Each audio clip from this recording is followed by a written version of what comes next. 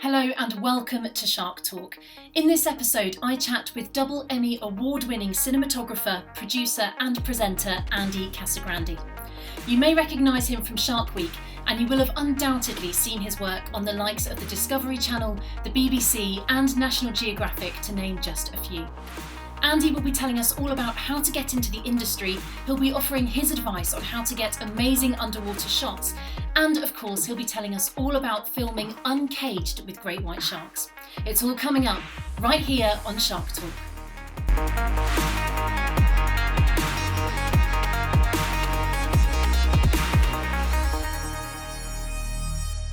Andy, thank you so much for joining me. It is an honour to have the opportunity to talk with you all about sharks. It really is. This is such a cool thing for people to... I watched your first one, thought it was really cool. Got a lot of requests for things like this. And this one's awesome. So thanks for having me on the show. And I know that you're a man in demand, so I'm just going to jump straight in and get going with the questions. I think it's the mystery of sharks and sometimes the fear of sharks, which is what first gets people interested in sharks. And for a lot of people, it stays there, it doesn't go past that point. Would you say that maybe with you, even in the early days, something resonated on a deeper level? The reality is I just had a fascination ever since I was born, just this unshakable, constant thought process revolving around sharks. And it was always based on my first initial contact with sharks, which was television. So it's pretty fitting that I now shoot documentary films on television for other, hopefully, kids and adults that want to be inspired and learn about something new, something scary, something exciting. At what point did you think, do you know what, I can make a career out of sharks? And then at what point did that sort of progress into production and cinematography and camera work? Yeah, my entire wildlife filmmaking career, my career as a cinematographer, it was completely by accident. I never actually planned to become a filmmaker. I never even really thought about it. For me, all I wanted to do was study sharks. I moved to Cape Town when I was 21 years old. I volunteered for a research team called the White Shark Trust, which is run by Michael Scholl, who's the head of Save Our Seas Foundation, or used to be. And really, I just wanted to become a great white shark marine biologist, a researcher. And I was supposed to stay for 3 months assisting these scientists in these population dynamic studies, dorsal fin ID, migration studies, satellite tag, acoustic tags, behavioral studies, all these cool, intricate, studies with great white sharks. And after 3 months, I actually ended up staying for 3 years. I just fell in love with the sharks even more. I started out in stills photography, shooting a lot of stills. I took that picture 20 years ago in Cape Town. But as I was taking these stills, I was getting a few cool shots, but I was also missing tons of amazing moments where I was like, how did I miss that shot? I realized I was missing this incredible behavior and all these other connective links that you couldn't get with still photography. So I switched over to video. Scientists were stoked because we were now getting behavioral content, personality. You could go obviously underwater with the video and get size, sex, scar markings, identify the sharks. And then when I went to video, long story short, National Geographic came to make a documentary about the research we were doing in Cape Town with the White Shark Trust. They invited me to come along, and then after a 3-week film shoot, the director, producer, series, master offered me a staff job at National Geographic in Washington, D.C., working for their natural history unit, which is like Bristol, the BBC, they have their natural history unit. America, although we don't do natural history as good as the Brits do, we try. And National Geographic, their natural history unit is it's the top. It's like the best of the best. So I was super stoked, all by accident, only because I was in the right place at the right time. It created my own luck. When she offered me the job, I thought for a second, do I want to become a filmmaker, or should I stay in the academic and the science realm? And I quickly realized that filmmaking would allow me to explore, travel, make films that can inspire billions of people. Nothing wrong with science and going that route, but for me, I make a much better cinematographer than a scientist. So my next question was going to be, how did you acquire the skills to get into production? Because now you work with some amazing kit, and I imagine that's not something that you just pick up overnight. Yeah, I learned a ton at National Geographic. Not really. They don't have specific, okay, we're going to send you to the cinematographer wildlife training course, and you go to this special room or this center to learn. It's all, what you make of it. So I made as many friends as I could at National Geographic. from different people that specialize in polar bears, specialize in reptiles, birds. I specialize in sharks. Then you got guys like Paul Nicklin that specialize in the Arctic and the Antarctic, and other incredible filmmakers. And I would just pick their brain and ask them. I remember the first time I did a film in the on polar bears. I called up Paul Nicklin. I said, "Hey, Paul, you have no idea who I am, but I work for National Geographic. I'm a total newbie making a polar bear film. I know there's so many different places to go. What do you recommend based on this seasonality and this?" And they were all just super helpful. Everyone is super cool and very, just take you under the wing and try to help you. So I learned on the fly. I learned in the field. You don't have to be the best filmmaker in the world. You don't have to be the best cameraman, best camerawoman, best presenter. Whatever it is you do, you just have to be really passionate. And your audience, your fans, they should feel that passion, and you should inspire them to want to go out from their vicarious experience watching what you do. They should, because so many people ask me, how do I do what you do? How do I get the job that you have? How do I live your life? I mean, there's really no set path, but like passion, hard work, being a good person, karma is so important. You might have the best, cinematography on earth, but if you're not a pleasant person, a team player, someone that respects other people, no one is going to want to work with you. So one thing I've learned is that people seem to like me sometimes not, but I try to be a team player, teach people as much as I can. I don't need to always be the front man that gets the shot. It's cool when you see other people making progress, and then your assistant becomes your competitor and then becomes your boss. I mean, good karma brings good things. Hard work, passion. And you have won 2 Emmy Awards for Outstanding Cinematography, one for a series, Great Migrations, and another series, Untamed Americas, both National Geographic. Yep. So this is a big question. What does it take to be an Emmy Award Winning cinematographer? Wow.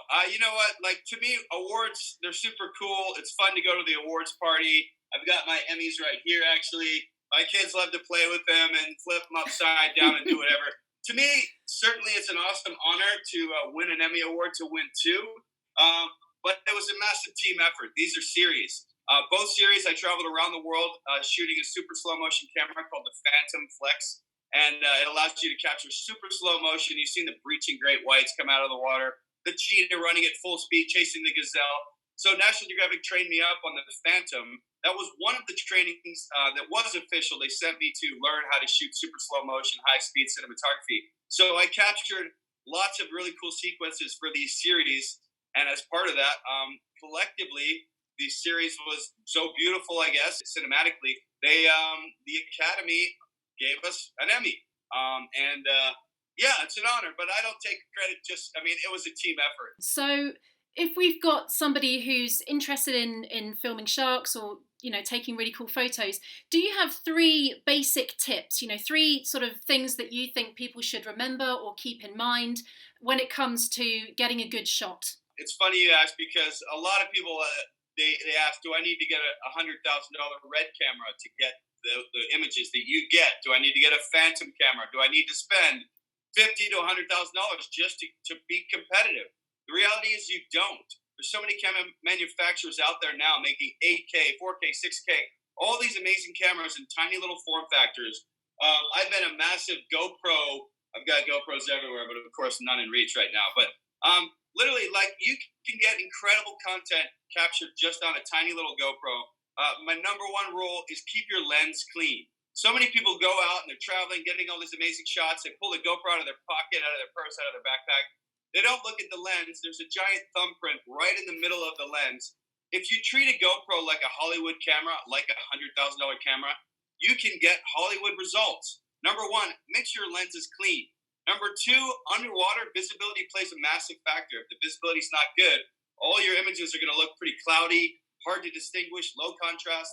So in order to alleviate some of that, get close. You want to get as close as you can without obviously getting bitten or eaten or whatever. But so clean lens, get close. And I guess the third one is just understanding your subject. If you're filming a great white shark underwater, uncaged, you need to understand how fast it can move, its behavioral traits, its personality, how it's acting, how it's responding to you. If you're filming a caterpillar in Bristol on a daffodil, you still have to understand everything you possibly could to get the best shot you can, because you want to highlight the animals amazing abilities, its amazing biology, ecology, whatever it is, your story you're trying to tell. It's always better if you understand what you're doing, because then it just makes everything fall into place, and you can tell a better story both visually and editorial. Absolutely. Thank you for that answer. And you're renowned for your innovative techniques, how to get a new shot or see an animal in a brand new way. So relating this back to sharks, what have been the most profound discoveries that you've made during your time filming them? So over the years, I have developed a lot of crazy camera gadgets, from like bite cameras, breach cams, tow camera systems. I have all that stuff behind me throughout my workshop here. I can give you like a quick rundown Please on certain do. things. Like my camera gear, I keep a ton of my underwater housings in there. There's my daughter's little Game of Thrones Khaleesi robe that she likes to wear around here. Love it. We got a little workout gym here where we got kickboxing bags and a bunch of sharks guitars and different things. This was that live feed thing I was telling you about. I'm looking to try to do a live feed pretty soon. It's just a basic system, but it should work pretty cool. But more gadgets and things, like a 360 camera system. This was another 360 cam system I put on the fin of a great white in Mexico, which is really cool. This is a laser stereo system that allows you to measure sharks. This is a shark shield thing that can protect you from sharks, possibly. A bunch of other random gadgets. This is like an airboat with a 3D GoPro system on it. This is cool. I also film lions and things, terrestrial animals. So this is my remote control lion rover. I think I recognize the GoPro rig, except it has all the GoPros on it, which which is probably a rare sight, right. Isn't it? Usually they get smashed or broken or bitten off or something. But yeah, I mean, again, back to you don't have to be the best cameraman in the world. If you're innovative and you're doing new things, your phone rings a lot more. The networks are like, oh, we saw that cool bite cam thing, or the 360 where you lost all the cameras. The reality is, like, sharks, lions, crocodiles, these predators have been around before humans have. And they've been hunting pretty much the same way for millions of years. And humans have only been on the scene for a short period of time, and we've been filming these animals pretty much the same way since we've been on the scene. Long lens for lions, the underwater standard wide angle for sharks. But slowly, as technology is improving, we're finding ways to use drones, GSS systems for super stabilized long lens, 1,000 frames per second, 1,000 millimeter shots away. All this really cool tech, but the tiny tech as well, the GoPros that allow you to attach cameras to the shark's fins, put them on killer whales. It's just really exciting because you kind of make it up as you go, and you learn things that work, some that don't work. But the bottom line is, it's good to innovate and find new ways to capture the same content, but in a different way, or see it in a different light, or show it in a way the audience has never seen. That's it. And the things that you've just showed us in your workshop, they're your creations. They're things that you've come up with. Yeah, I mean, a lot of them, like, I don't build the remote control car. I buy a remote control car off of Amazon or find the best one. Then you rip off the shell. Actually, that shell on that thing is from a sushi container from my local sushi shop. I ripped off the big monster truck, Ford F-350 shell, and I put a sushi plastic, reusing plastic sushi boxes, because we like to not, pollute the earth and reuse plastics. So I found that this sushi box fit perfectly on top. I cut a hole for the antenna. I taped some camouflage duct tape around it. And now I have this cool camo killer rover thing. And then all the other ones, they're just a variation of just basic things you can buy at the store. And then you just modify them so that they, hopefully do what you want them to do. Something that people know, have seen you do many times is dive with the sharks outside of the cage to get, good shots of them. So freediving with great white sharks. Can you remember the first time that you decided to freedive with a great white shark? Yes, the very first time was in South Africa, off of Gansbaai, and it was out at Dyer Island, in Shark Alley, actually, between Dyer Island and Giza Rock. And we actually dropped the cage to the bottom to about 25 feet. And me and another cameraman from National Geographic dropped the cage to the bottom. The visibility, honestly, wasn't great, but we had already made the decision prior to diving. We're going to get out of the cage on the bottom. we're going to tuck ourselves under the reef, allow the sharks to swim over top, get these cool silhouette shots. So that's what we did. But when we got to the bottom, we realized, whoa, visibility is really not good. Should we not do this? But this was way back in like 2005. We weren't even using these full face masks yet to talk to each other.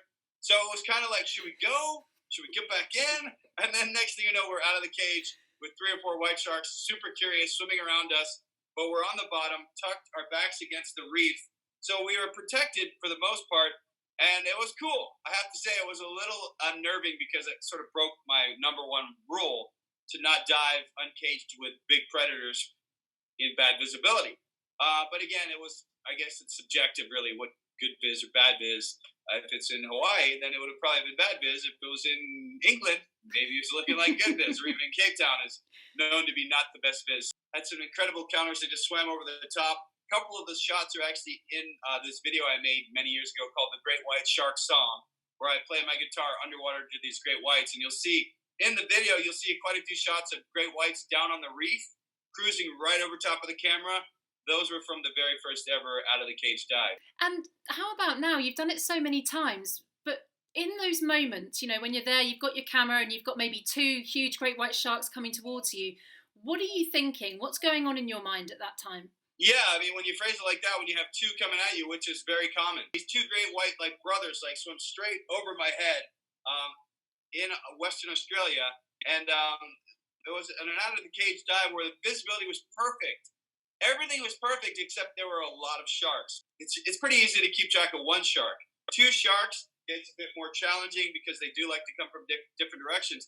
3 sharks, 4 or 5, we had 9 different great whites at the same time. And so the 2 great whites, when they were swimming over top of me, it was literally as if I felt safer with them close to me because great whites are known to, they're lethal predators and they know that. They don't like to get too close to each other because they could inflict serious damage. Why do that when you can get along? And these 2 brothers, as they swam over me, I literally felt, oh, I'm safe here with these 2 greats, really close, 2 great whites close to me, knowing that they're going to keep all the other great whites away. But I don't get complacent. I try not to, and I don't want to set a bad example. I don't swim out of the cage with great whites to be a daredevil and be like, yo, look at this, anyone can do it. It's more to be able to capture unique, different images of these sharks because when you're stuck in a cage, you're stuck in a cage. You're in an underwater prison. The shark can swim towards you, go left, go right, go down, sometimes go above, under. And all you can do is pan left, pan right, tilt down, tilt up. That's it. You can zoom a little bit, but you're underwater and it doesn't often work well. So being out of the cage, you can move around the animal. I mean, as a filmmaker, imagine asking a Hollywood filmmaker to shoot an entire Hollywood feature film from inside of a box, like a stationary cage. Okay, I'm going to do some quick fire questions for you. Okay. Just first answer that comes to your head. So first of all, a fact about sharks that people might not know. Sharks, every single one of them has a unique personality like a person. Every single shark is different and every single shark acts different. And favourite place to dive? Oh, that's a tough one. I get that a lot. It's just, it varies. I love New Zealand. New Zealand is loaded with amazing predators. Sharks, killer whales, amazing great white action down in Stewart Island. South Africa's got the incredible hunting, ambush, breach style behavior. So it's tough to say. I would say planet Earth is my favorite place to shark dive. Free diving or scuba diving? To be honest, free diving. I love free diving. I often scuba diving more so than free diving because of the networks want you to talk underwater. They want you to explain to the audience what's happening. You can't free dive with a full face mask and still talk. At least we haven't figured that out yet. So, yeah, I prefer free diving, but I do scuba more than free dive. Killer whale or great white shark? Ooh, that's a tough one. It has always been and will always be the great white shark, but I do have a special place in my heart for killer whales, only because they eat great white sharks for breakfast. And that quote comes from my good friend Ingrid Visser from the Orca Research Trust, amazing scientist. She is. But yeah, facing off with killer whales underwater, that was a whole different ballgame because these animals are swimming at you that literally are the size of little school buses, much bigger than white sharks, much smarter, much faster, and they cooperate and they communicate really well. So a whole pod of orca are swimming at me, and all I could think is, oh my God, these things eat great white sharks for breakfast, and they're coming right at me. This is going to be good. And again, time and time again, what I've discovered about many predators that they're actually incredibly polite predators. Predators aren't malicious animals that are out there to show you as much blood and guts as they can, just to be like, look at this, just as a shark isn't when it's taking the head or the tails off of a seal. And sharks, they like to do that. They're good at it. Sharks aren't stupid. They will remove the cognition or the propulsion when it comes to hunting prey. They know that if they remove the heads or the tails, that animal will slow down and, hang out with them or get eaten by them. So, yeah. How many GoPros have you lost in your time? Wow, how many GoPros? Over the years, I would say on average, I've been working with GoPros for 10 years.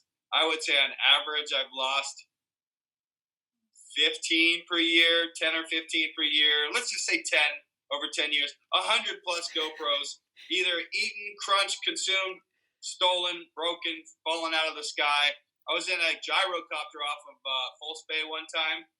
In this tiny little lawnmower kind of flight device flying over the sharkiest place on earth. And the GoPro mounted right in front of me vibrated off and flew straight past my head, straight past the tail rotor. That GoPro almost killed me because it could have hit the tail rotor and took the whole microlight down into the ocean. But 100 plus GoPros over the years. And they still sponsor you. They love it. They're like, hey, maybe you inspire other people to go out there and get their GoPros broken, eaten, lost, and then they got to buy new ones too. Yeah, good point. What is your must-have piece of kit that goes with you on every shoot? I have it right here. This thing. Whoa. It is a lens cleaner. It cleans all the dust off the camera lenses. The O-ring, the housings, the inside of the dome port. You could use it to blow dry your hair if you had to.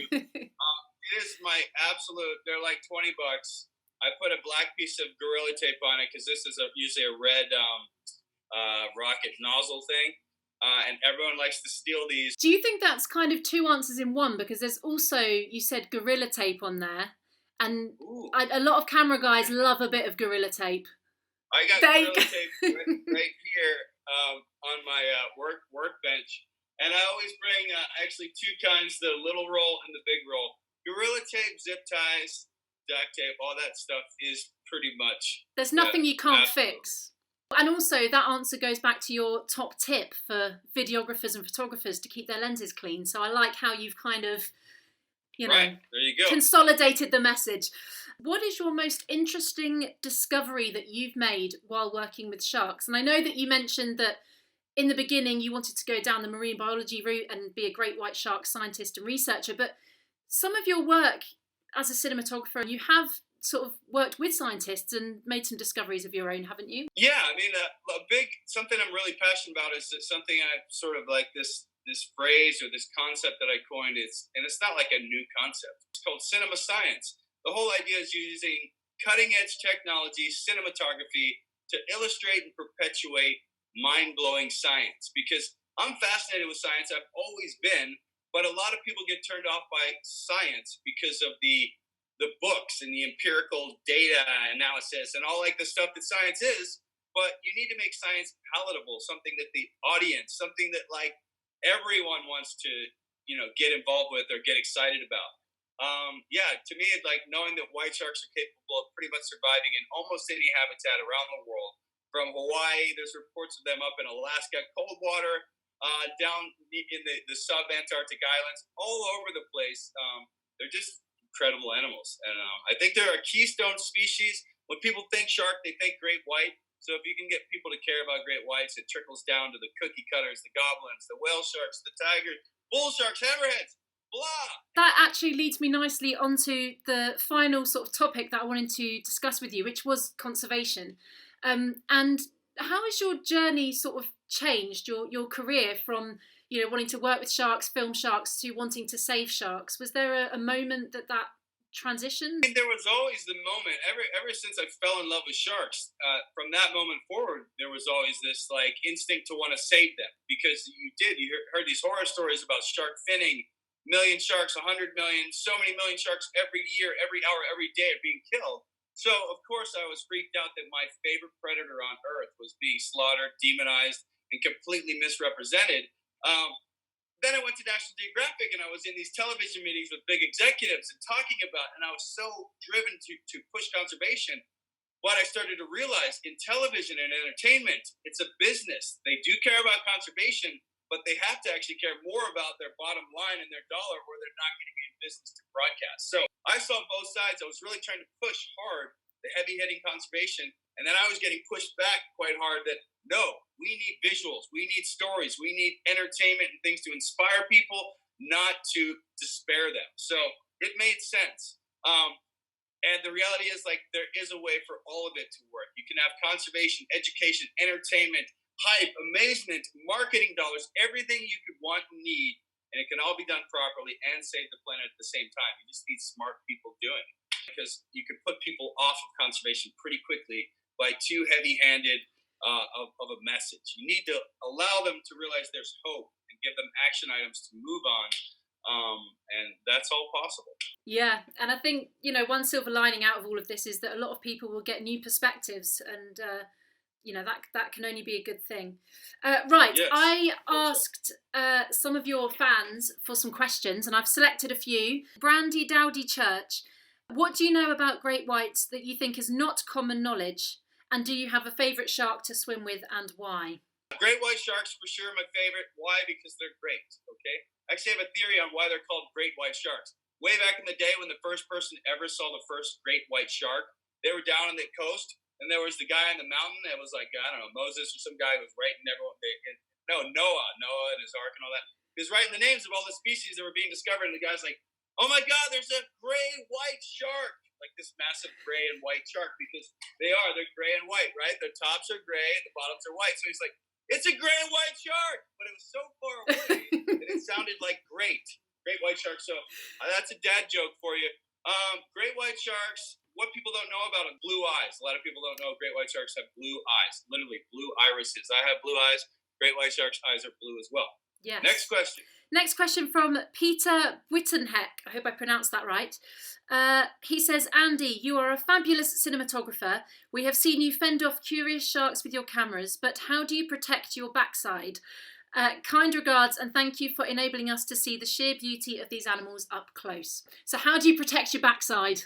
I mean, if that isn't a British question, as in every way of grammar and how it was phrased and the politeness of it all, backside. I will often have a safety diver. So when I'm filming, I can handle anything pretty much in my 180 degree right in front of me in my direct periphery. Behind me, I used to actually have little rear view mirrors that I put on my camera housing so I could actually look in my rear view mirrors, but that actually attracted more sharks than it was worth the visual early ID. They kept seeing the little mirrors flicker and they'd be coming over my shoulder, dive bombing my camera. I'm like, okay, no more mirrors. So safety diver, I use a full face mask so I can communicate with, if it's super shallow and someone's on the boat looking down, they can say, hey, Andy, hammerhead coming up behind you, or whatever.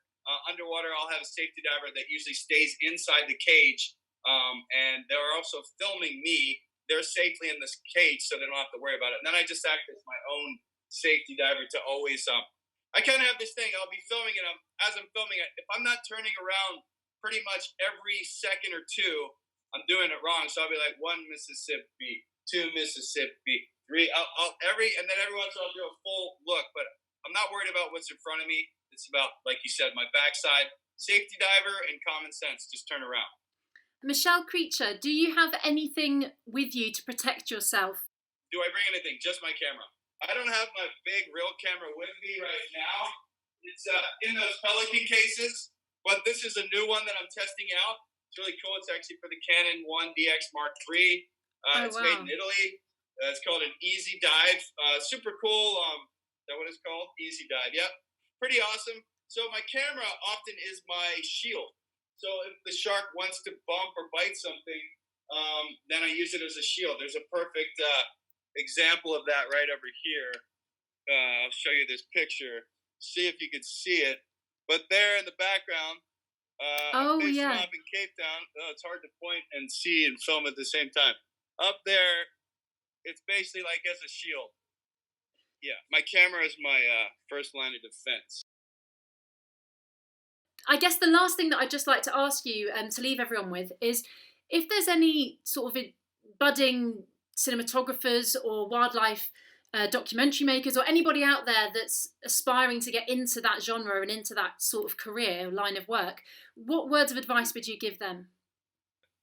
Long story short, if you want to break in, like I was saying, you don't have to be the best filmmaker in the world, but you do have to be a filmmaker. As in, an email and things on paper, and you saying how passionate you are and how you really want to help will only get you so far. If you can go out, even if it's on your iPhone, on a GoPro, on anything, go out and prove that you can actually hold a shot, that you can shoot something, you can frame it, you can.